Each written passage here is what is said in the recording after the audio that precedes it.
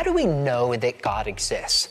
Well, buckle your seatbelts because I'm going to give you 5 quick arguments for the existence of God. Number 1 is the universe had a beginning.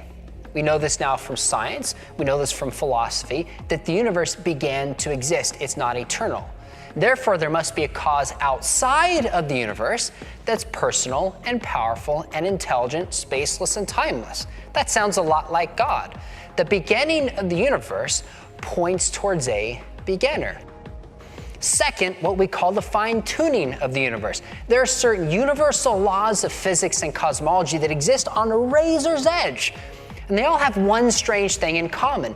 If these laws of, say, like gravity were the slightest bit different, our universe could not exist.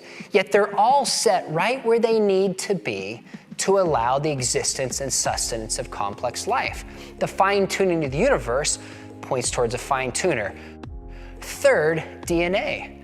Do you know how much information is inside the DNA in your body? I saw one study that said the amount of information in one cell in your body is equivalent of about 500,000 movies. That's 500,000 movies. Can you imagine? Now the question is, where does that information come from? Can't be explained by evolution, can't be explained by chemicals or time. Whenever we see information, a sign that says stop, we say a person put it there. So just as the information in a book points towards an author, the information in DNA points towards a mind or an author of life.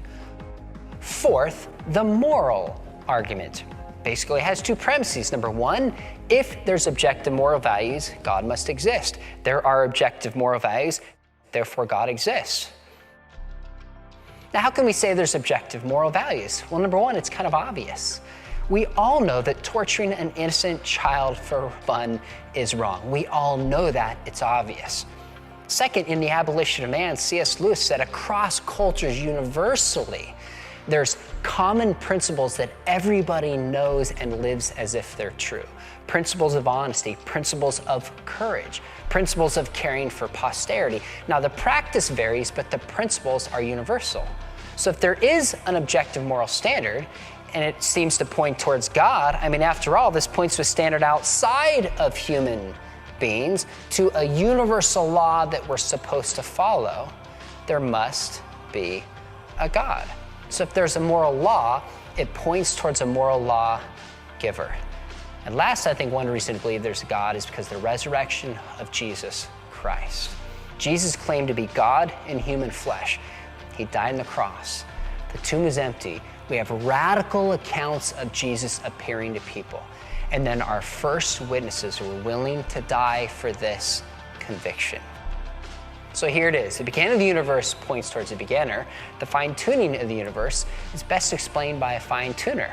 The DNA, the information, points towards an author of life. A moral law points towards a moral law giver. And the resurrection of Jesus Christ tells us that that God entered into human history. We have good reason to believe that God exists.